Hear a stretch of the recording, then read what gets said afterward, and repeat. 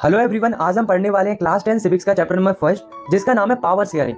इस चैप्टर में हम पढ़ेंगे कि डेमोक्रेसी के अंदर पावर को कैसे डिवाइड किया जाता है, आखिर पावर शेयरिंग करना क्यों जरूरी है और अगर पावर शेयरिंग नहीं होगी तो क्या होगा।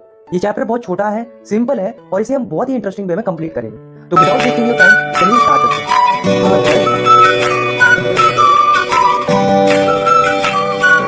हमारे चैप्टर की शुरुआत होती है दो देशों की कहानी से, बेल्जियम और श्रीलंका से। तो सबसे पहले शुरुआत करते हैं बेल्जियम की स्टोरी से।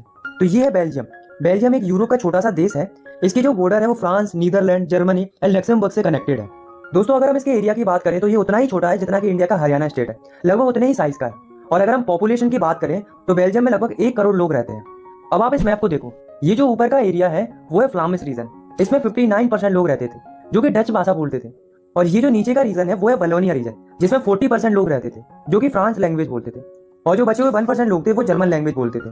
अब आप जो छोटा सा एरिया देख रहे हो वो है ब्रुसेल, जो कि बेल्जियम की कैपिटल है।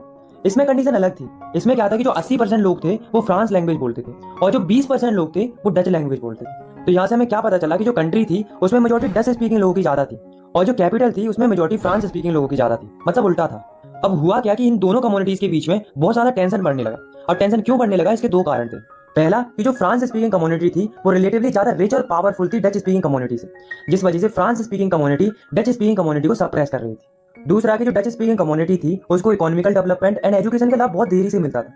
अब आप खुद ही सोचो कि अगर एक कम्युनिटी को ज्यादा लाभ मिलेगा और दूसरी कम्युनिटी को कम लाभ मिलेगा तो क्या होगा, आप उसमें टेंशन और ज्यादा बढ़ेगा। और ऐसा हुआ भी। 1950 से लेकर 1960 तक बेल्जियम में दोनों कम्युनिटी के बीच में टेंशन बहुत ज्यादा बढ़ने लगा। और जो कैपिटल थी ब्रुसेल, उसमें कंडीशन और भी ज्यादा कॉम्प्लेक्स होने लगी। अकोमोडेशन इन बेल्जियम, तो ये प्रॉब्लम और ज्यादा बढ़ती। उससे पहले जो बेल्जियम की गवर्नमेंट थी उसने थोड़ी समझदारी दिखाई और उन्होंने 1970 से लेकर 1993 तक कॉन्स्टिट्यूशन में 4 बार बदलाव किए ताकि कंट्री में शांति बनी रहे और कम्युनिटीज के बीच में लड़ाई ना हो।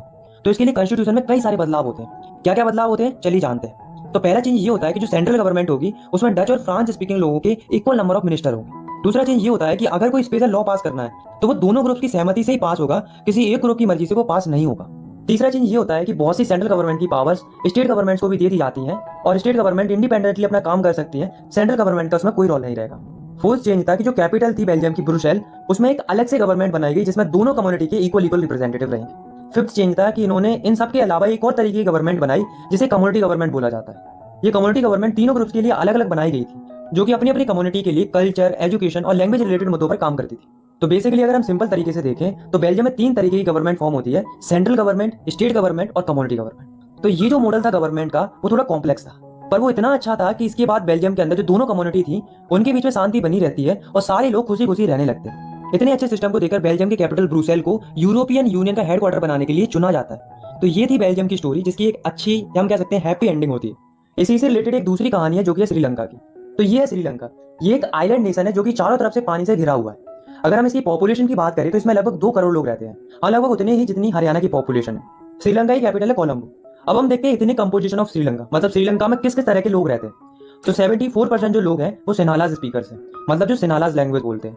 18% जो लोग हैं वो तमिल स्पीकर्स हैं, मतलब जो तमिल भाषा बोलते हैं। तमिल स्पीकर्स भी 2 तरह के हैं, तमिल नेटिव्स ऑफ श्रीलंका, मतलब वो तमिल्स जो पहले से ही श्रीलंका के निवासी।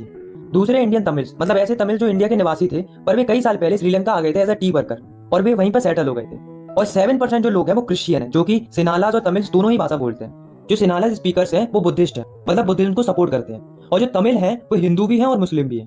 मेजोरिटेरियनिज्म इन श्रीलंका। अब दोस्तों मुस्लिम भी है। मेजोरिटेरियनिज्म इन श्रीलंका। अब दोस्तों श्रीलंका में क्या हुआ कि जो वहां की गवर्नमेंट थी वो मेजोरिटी को यानी कि सिन्हालाज को सपोर्ट करने लगी, उनके हिसाब से नियम बनाने लगी। तो क्या किया गवर्नमेंट ने, देखो फर्स्ट 1956 में उन्होंने एक एक्ट पास किया जिसमें उन्होंने सिन्हालाज को श्रीलंका की ऑफिशियल लैंग्वेज घोषित कर दिया। सेकंड, गवर्नमेंट क्या करने लगी कि जो सिन्हालाज स्पीकर्स थे उनको फेवर करने लगी जॉब्स और एडमिशंस में। मतलब अगर 2 कैंडिडेट ने सेम जॉब के लिए अप्लाई किया है तो उसमें से जो सिन्हालाज वाला होगा उसको वो जॉब मिल जाएगी, तमिल वाले को नहीं मिलेगी। तो देख रहे हो डिस्क्रिमिनेशन होने लगा था। थर्ड, जो श्रीलंका की गवर्नमेंट थी वो धर्म के आधार पर भी भेदभाव करने लगी थी। श्रीलंकन गवर्नमेंट ने ऐसे कई सारे नियम बना दिए थे जो बुद्धिज्म को सपोर्ट करते थे और बुद्धिज्म को बढ़ावा देते थे, बाकी रिलीजन्स को इग्नोर किया जा रहा था। तो ये तीनों पॉइंट्स को देखने के बाद हमें ये तो पता चल गया कि श्रीलंका में गवर्नमेंट सिन्हालाज को सपोर्ट कर रही थी, उनकी लैंग्वेज, कल्चर, रिलीजन सबको प्रमोट किया जा रहा था। वहीं दूसरी ओर तमिल्स के साथ डिस्क्रिमिनेशन हो रहा था, उन्हें इग्नोर किया जा रहा था। तमिल्स को ये लगने लगा था कि जो गवर्नमेंट है और जो मेजर पार्टीज हैं वे उनकी लैंग्वेज, कल्चर और रिलीजन की बिल्कुल भी परवाह नहीं कर रही हैं। और उनको तो ये भी लगने लगा था कि जो गवर्नमेंट है वो उनके फंडामेंटल राइट्स के साथ भी खिलवाड़ कर रही है, जैसे कि राइट टू इक्वालिटी, क्योंकि उन्हें सोसाइटी में बराबरी का अधिकार नहीं मिल रहा था। तो जो ये तमिल लोग थे उनको लगा कि अब गवर्नमेंट तो कुछ करेगी नहीं, इसलिए उन्हें खुद से स्टेप लेने शुरू कर दिए। तमिल्स ने क्या किया कि उन्होंने अपनी पॉलिटिकल पार्टीज बनाई और डिमांड करना शुरू कर दी। इनकी पहली डिमांड थी कि तमिल लैंग्वेज को भी ऑफिशियल लैंग्वेज डिक्लेयर कर दिया जाए। दूसरी डिमांड थी कि उनके रीजन में सेपरेट गवर्नमेंट बना दी जाए। तीसरी डिमांड थी कि तमिल लोगों को भी इक्वल अपॉर्चुनिटीज मिलनी चाहिए जैसा कि सिनालास को मिलती है। लेकिन दोस्तों जो गवर्नमेंट थी उसने इनकी डिमांड्स नहीं मानी, बल्कि तमिल्स की डिमांड को इग्नोर किया। तो तमिल्स ने कहा कि अगर आप हमारी ये डिमांड्स पूरी नहीं कर रहे हो तो कम से कम हमारे लिए एक सेपरेट कंट्री ही बना दो नॉर्थ एंड ईस्टर्न पार्ट में, जिससे हम वहां पर खुशी खुशी रह सके। लेकिन गवर्नमेंट ने इसके लिए भी मना कर दिया।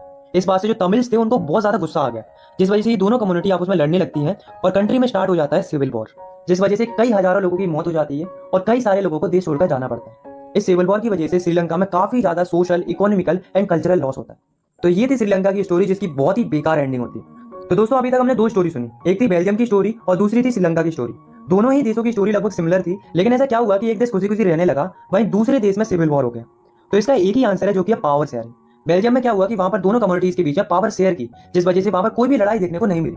वहीं दूसरी ओर श्रीलंका में पावर शेयरिंग नहीं होती है, जिस वजह से वहां पर सिविल वॉर देखने को मिलता है। तो यहाँ से हमें पता चलता है कि पावर शेयरिंग करना अच्छा है। अब क्वेश्चन ये अराइज होता है कि पावर शेयरिंग करना क्यों अच्छा है, why power sharing is desirable. तो इसके दो रीजन है, prudential reason and moral reason. तो प्रूडेंशियल रीजन है power sharing is good because it's help to reduce the possibilities of conflicts between social groups.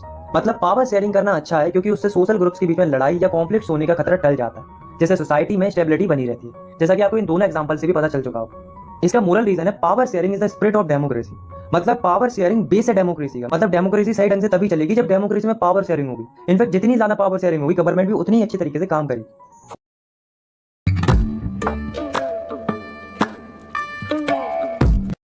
जाता है तो पहला है horizontal distribution of power sharing. इसमें क्या होता है कि जो गवर्नमेंट की पावर होती है उसे सेम लेवल पर डिवाइड किया जाता है गवर्नमेंट के अलग अलग ऑर्गन्स में, जैसे कि लेजिस्लेचर, एग्जीक्यूटिव एंड जुडिशरी। इन तीनों ऑर्गन्स में कोई छोटा बड़ा नहीं होता, इनके पास पावर बराबर रहती है, लेकिन इनके काम अलग अलग होते हैं। ये तीनों ऑर्गन्स आपस में एक दूसरे पर नजर रखते हैं और चेक करते रहते हैं हर एक ऑर्गन को, ताकि ये इंश्योर किया जाए कि कोई एक ऑर्गन ही अनलिमिटेड पावर्स का इस्तेमाल नहीं कर रहा है। इसलिए इस सिस्टम को system of checks and balances भी बोला जाता है। नेक्स्ट है vertical distribution of power sharing. इसमें क्या होता है कि जो पावर होती है वो गवर्नमेंट के अलग अलग टीयर्स में डिवाइडेड होती है। जैसे कि सबसे ऊपर होती है सेंट्रल गवर्नमेंट जो कि पूरे देश की गवर्नमेंट होती है, और उसके नीचे होती है स्टेट गवर्नमेंट जो कि स्टेट लेवल की गवर्नमेंट होती है, फिर होती है लोकल गवर्नमेंट जो कि लोकल लेवल पर होती है। इसमें क्या होता है कि जो सेंट्रल गवर्नमेंट होती है वो अपनी पावर स्टेट गवर्नमेंट के साथ शेयर करती है, और जो स्टेट गवर्नमेंट होती है वो अपनी पावर लोकल गवर्नमेंट के साथ शेयर करती है। मतलब अलग अलग लेवल्स पर पावर शेयरिंग होती है। क्योंकि ये पावर शेयरिंग वर्टिकल तरीके से होती है इसलिए इसको vertical distribution of power sharing बोला जाता है, और इसको फेडरल गवर्नमेंट भी बोला जाता है। इसके बारे में हम डिटेल में नेक्स्ट चैप्टर में भी पढ़ेंगे। थर्ड फॉर्म है power sharing among different social groups. इसमें क्या होता है कि जो पावर होती है वो अलग अलग सोशल ग्रुप्स के बीच में डिस्ट्रीब्यूट की जाती है। जैसे कि आपने बेल्जियम वाले केस में भी देखा था कि जो कम्युनिटी गवर्नमेंट जो फॉर्म होती है वहां पर, वो भी इसी का एग्जांपल थी। सिमिलरली इंडिया में भी जो रिजर्वेशन का सिस्टम चलता है वो भी इसी का कंसेप्ट है। आपने देखा होगा कि इंडिया के अंदर बीकर सेक्शन को, जैसे कि एससी, एसटी, ओबीसी, इनको रिजर्वेशन मिलता है कॉन्स्टिट्यूएंसी के अंदर, जैसा कि हमने 9th क्लास में भी पढ़ा था। तो ये जो पावर शेयर की जाती है अलग अलग सोशल ग्रुप्स के बीच में, इसी को बोला जाता है power sharing among different social groups. Last है power sharing among different political parties and pressure groups. इसमें क्या होता है कि जो पावर होती है उसे अलग अलग पॉलिटिकल पार्टीज में, अलग अलग प्रेशर ग्रुप्स में शेयर किया जाता है। ये क्या करते हैं, गवर्नमेंट को प्रेशराइज करते हैं ताकि उनकी पॉलिसीज इंप्लीमेंट हो। इनफैक्ट इंडिया में भी आपको कई सारे ग्रुप्स देखने को मिलेंगे, जैसे कि ट्रेड यूनियन है, स्टूडेंट यूनियन है, बिजनेस यूनियन है। इनके अलावा अलग अलग इंटरेस्ट ग्रुप्स भी होते हैं। तो ये क्या करते हैं, गवर्नमेंट को प्रेशराइज करते हैं अपनी पॉलिसीज को इंप्लीमेंट कराने के लिए और डिसीजन मेकिंग। तो ये था हमारा लास्ट टॉपिक। आई होप आपको ये वीडियो पसंद आई होगी। अगर आपको ये वीडियो पसंद आई तो आप इस वीडियो को लाइक कर सकते हो, और चाहो तो आप इस चैनल को सब्सक्राइब भी कर सकते हो क्लास 10 की वीडियोस आगे देखने के लिए। बाकी मिलते हैं नेक्स्ट वीडियो में, तब तक के लिए टेक केयर, बाय बाय।